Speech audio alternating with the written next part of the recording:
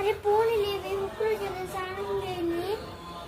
ఇప్పుడు చేసుకుని వస్తుంది వదిలేపాపం చచ్చిపోయేటట్టుంది. తీసుకోపు స్నానం తీసుకోపు. సరే రేపా సరే స్నానం చేసుకుని వస్తా. అవు అసలు స్నానమే చేయలే ఎందుకంటే గబ్బు వాసన తను దీంతో మెడలో దింపుతామని చెప్తానప్పా. సరే మంచి చేసుకుని వస్తా.